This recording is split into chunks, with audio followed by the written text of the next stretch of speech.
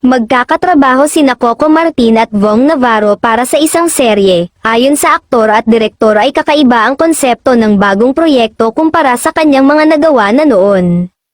May binubuo akong konsepto. Medyo mabigat, action, suspense, drama at saka comedy. Iba ang atake ng paggawa ng series sa ibang platform kaysa sa mga teleserye. Alam ko na yung iisipin ng mga tao na action comedy yan. Hindi.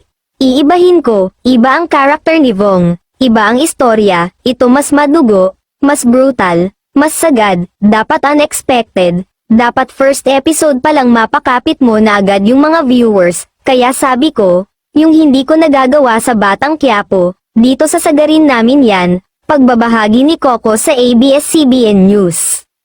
Dito ay sinabi rin ng kapamilya Primetime King na si Vong nga ang makakasama niya sa nilulutong proyekto.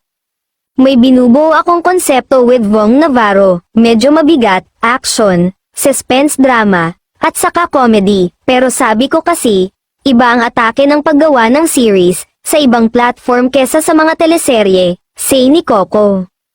Maliban sa ilang episodes lamang ang nasabing series, sinigurado rin niya na ibang-iba ito sa kanyang ongoing hit teleserye na FPJ Batang Quiapo, samantala, isa si Vong sa mapapanood sa unang trade launch ng A-Team o Alcacid Total Entertainment at Artist Management na magaganap ngayong May 23, ang A-Team ang entertainment company ni Ogie Alcacid na kasamang host ni Vong sa It's Showtime.